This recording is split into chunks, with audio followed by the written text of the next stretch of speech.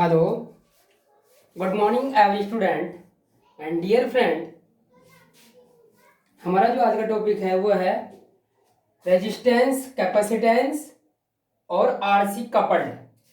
RC coupled हमने आपको meaning of coupling इससे लास्ट लेक्चर में डिस्कस किया था।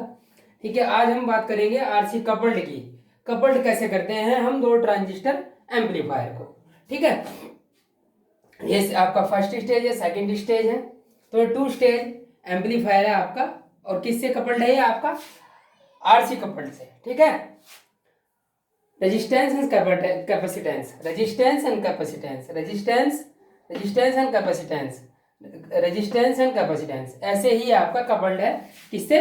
रेजिस्टेंस और आपका कैपेसिटेंस से। ठीक है, तो इसलिए इसका नाम है आरसी कपल्ड। ठीक है, तो हम इसके बाद बारे में बात करते हैं। इससे पहले हम थोड़ा सा डिस्कस आपसे कर लेते हैं कि आप इन सभी वीडियोस को ज़्यादा से ज़्यादा लाइक करें, शेयर करें और इस चैनल को सब्सक्राइब करना ना भूलें। ठीक है, अगर आपको ये वीडियो अच्छी लगती है तो आप इन तीनों काम को करें, लाइक, शेयर एंड सब्सक्राइब। ठीक है, सब्जेक्ट आपका ये जो है आपका एनालॉग इलेक्ट्रॉनिक्स है, ये आपका इलेक्ट्रिकल इंजीनियरिंग ब्रांच में है। ठीक है, तो अब हम बात कर लेते हैं, टू द पॉइंट पर आते हैं। तो यहाँ पर आपका ये रेजिस्टेंस आरसी कपल्ड है, तो आरसी कपल्ड का ये आपका टू स्टेज एम्पलीफायर है। टू स्टेज एम्पलीफायर में ये आपका कॉमन एमिटर में फर्स्ट एम्पलीफायर और कॉमन एमिटर मोड में ही आपका ये सेकंड एम्पलीफायर।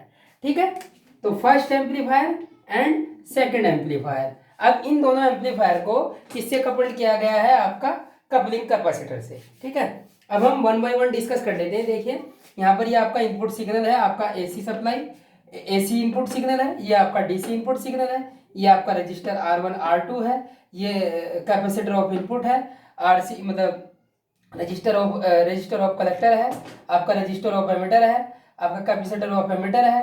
ठीक है, आपका कपलिंग कैपेसिटर है, R1 है, R2 है, वही ये आपके क्या है? आपके रजिस्टर है। और ये आपका ये वाला क्या है आपका? ये यहाँ पर भी इसको आप आरसी कपल्ड है। ठीक है, इसको आप आरसी कपल्ड है।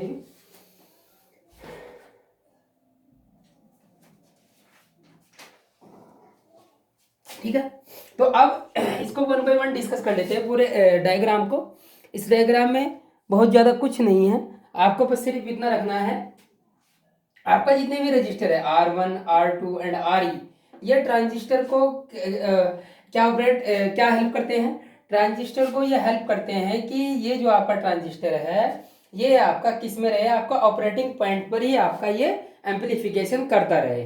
तो ऑपरेटिंग पॉइंट पर एम्पलीफिकेशन करने के लिए हमें R1 R2 और RE रजिस्टर की हेल्प से हम क्या करते हैं कि हमारा जो आपका ये ट्रांजिस्टर है ये आपका क्या करता है? आपका ऑपरेटिंग पॉइंट पर आपका वर्क करता है। ऑपरेटिंग पॉइंट का मतलब कि मीन्स क्या है? हमने इनसे आपके लास्ट लेक्चर में आपको बताया था कि ऑपरेटिंग पॉइंट वह पॉइंट है जहां पर आपका एम्पलीफिकेशन क्या हो जाए, कंप्लीटली आपके सिग्नल का एम्पलीफिकेशन हो जाए, उसमें कोई डिस्टोर्शन ना हो और या वो कटे ना। ठीक है, उसमें कट ना कहीं हो। ठीक है, तो उससे क्या है कि आपका एम्पलीफिकेशन जो का एज इट इज हो जाए, जैसे हमने ये इनपुट सिग्नल दिया है और ये आपका आउटपुट सिग्नल हमको कंप्लीट का कंप्लीट मिल जाए। ये ऑपरेटिंग पॉइंट पर डिपेंड, ऑपरेटिंग पॉइंट पर क्या है कि आपका अगर ऑपरेटिंग पॉइंट पे हमारा ट्रांजिस्टर वर्क करेगा तो क्या करेंगे? हमारा एम्पलीफिकेशन कंप्लीटली होगा, उससे सिग्नल में कुछ भी डिस्टोर्शन नहीं होगा। ठीक है, अब आप सीधी सीधी बात समझिए। अब इसमें हमने कॉमन एमिटर मोड में, तो इसको अब इसके बाद बात करते हैं। आपको ये R1 R2 और RC की तो आप समझ गए होंगे। R1 R2 क्या है? पोटेंशियल डिवाइडर की तरह वर्क कर रहा है। ठीक है, पोटेंशियल डिवाइडर हम लास्ट लेक्चर में डिस्कस कर चुके हैं। अब उसके बाद इस फर्स्ट स्टेज की बात करते हैं। यहाँ पर जो कपलिंग कैपेसिटर है आपका, ये कपलिंग कैपेसिटर, ये ट्रांजिस्टर ये ट्रांसफर क्या करता है? एसी को ट्रांसफर करता है और डीसी को आइसोलेट करता है। ये कैसे? मैंने इसके लास्ट लेक्चर में आपको बताया था कि कपलिंग कैपेसिटर जो है आपका, वो कैपेसिटर का क्या होता है आपका? 1 XC reactance equal to 1/2 pi FC, 1/2 pi FC। तो ये क्या करता है आपका? एसी को तो ट्रांसफर कर देता है यहाँ से, एसी को इसके बेस पर सेकंड स्टेज एम्पलीफायर है आपका, उस पर क्या करेगा? ये इस एसी को तो ट्रांसफर कर देगा और डीसी को क्या कर देगा? आइसोलेट कर देगा। ठीक है, तो डीसी को क्या करेगा? ये आइसोलेट करेगा और एसी को ट्रांसफर करेगा। ठीक है, तो कपलिंग कैपेसिटर यही आपका कपलिंग कैपेसिटर इसी से कनेक्ट किया गया है, इसी का ही मेन यहाँ पर कपलिंग कैपेसिटर यही मेन आपका क्या है? फैक्टर है यहाँ पर कपलिंग हमने दो आपके जो ट्रांजिस्टर उनको कहाँ से कपल्ड किया है, कैपेसिटर से कपल्ड किया है, ठीक है। तो ये इसलिए इसका नाम कपलिंग कैपेसिटर है। अब उसके बाद देखिए यहाँ पर मैंने आपको कपलिंग कैपेसिटर का वर्क बता दिया। आपको अब हम बात करते हैं कैपेसिटर ऑफ एमीटर। ये क्या है आपका बाईपास कैपेसिटर है।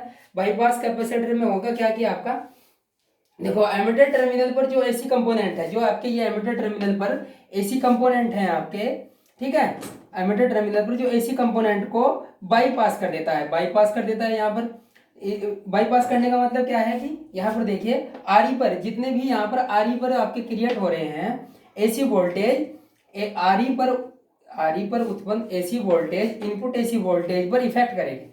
अगर हम इस capacitor of ammeter of capacitor नहीं यूज करते हैं तो क्या करेंगे, आरई पर जितने भी आपके एसी वोल्टेज है वो क्या करेंगे, इस इनपुट वोल्टेज को क्या करेंगे, इफेक्ट करेंगे। और इस इनपुट वोल्टेज को इफेक्ट किस कारण करेंगे, क्योंकि यहाँ पर एसी कंपोनेंट भी आपके होंगे, ठीक है। तो देखिए ये जैसे लिखा हुआ है आरई पर उत्पन्न AC voltage input AC voltage पर इफेक्ट करेगी। तो ये जो आरई पर उत्पन्न आपके एसी वोल्टेज है वो किसे इफेक्ट करेंगे, इनपुट वोल्टेज को इफेक्ट करेंगे। तो इनपुट वोल्टेज को इफेक्ट करेंगे, तो इनपुट वोल्टेज पे इफेक्ट करने से क्या होगा कि आपके ट्रांजिस्टर का जो ट्रांजिस्टर एम्पलीफायर है आपका, इसका क्या है वोल्टेज गेन कम हो जाएगा, क्योंकि वीबी कम हो जाएगा। जब इफेक्ट होगा ये तो वीबी कम हो जाएगा, वीबी कम होने से आपका एम्पलीफायर का वोल्टेज गेन कम हो जाएगा, ठीक है।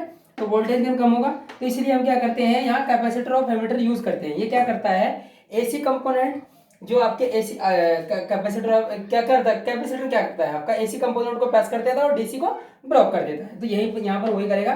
सी जो है आपका capacitor of ammeter AC component RE को बाईपास करके सी से पास करा, सी से पास हो जाते हैं, ठीक है।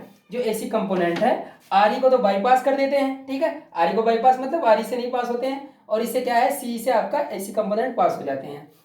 अब जो आपका ठीक है, और सीई से पास हो जाते हैं, सीई से आपका एसी कंपोनेंट यहाँ से पास हो जाते हैं, ठीक है। अब यहाँ पर बात कर लेते हैं तथा आरई से केवल डीसी पास होती है। जो आपका ये आरई है, इस आरई की बात करते हैं। ऐसे ही जो पूरा का पूरा ये प्रिंसिपल चल रहा है, ये सेकंड स्टेज एम्पलीफायर में चलेगा, फिर थर्ड स्टेज एम्पलीफायर में, ठीक है। तो आरई से क्या होगा आपका, आरई से केवल डीसी पास होती है, आरई से केवल क्या होगी आपकी डीसी पास होगी, ठीक है। और डीसी पास होगी वो फिर ग्राउंड हो जाएगी, ठीक है। तो अब यहाँ से क्या है कि आपका एसी जो है यहाँ से पास होगी सी से, और डीसी आपकी आरई से पास होगी तथा, ठीक है। अब सीई लोवेस्ट फ्रीक्वेंसी, ये जो आपकी, अब सीई का सिलेक्शन देख लेते हैं हम, सी का सिलेक्शन कैसे करें। अब पूरा का पूरा सी का सिलेक्शन ये आपका क्या है कि मैं इन पूरे के पूरे सर्किट डायग्राम में आपको बता रहा हूँ कि यहाँ पर यूजेस क्या क्या है आरई का, सी आरसी का, ठीक है। अब उसके बाद देखिए सी क्या है आपका, जो सी ये है ये लोवेस्ट फ्रीक्वेंसी को सिंपली पास कर देता है। ये भी लोवेस्ट फ्रीक्वेंसी को भाई यहाँ पर आप एक्स इक्वल टू क्या होता है 1/2 पाई एफ सी, तो 1/2 पाई एफ सी पर क्या है फ्रीक्वेंसी आपकी, तो फ्रीक्वेंसी आपकी लोवेस्ट फ्रीक्वेंसी को आसानी से पास कर देता है, तो फिर ज्यादा फ्रीक्वेंसी को तो ये बेहद और आसानी से पास कर देगा, ठीक है। तो अब सी की जो है वो उसका सिलेक्शन देख लेते हैं। सी का सिलेक्शन जो हमें करना है वो इस तरह करना है practically, X C E is less than equal to R E upon 10। R E जो है इस आर ई और सी का जो सिलेक्शन है, आर ई और सी का selection, R E divide by 10 is greater than आपका एक्स ई। तो एक्स ई कितना कम होना चाहिए, एक्स ई आपका कम होना चाहिए आर ई अपॉन 10 से, ठीक है। तो एक्स ई और आर ई का सिलेक्शन यहाँ से इस वाले फॉर्मूले से आप करेंगे। तो एक्स ई जो है आपका वो कितना होना चाहिए, X E is less than equal to R E upon 10, ठीक है।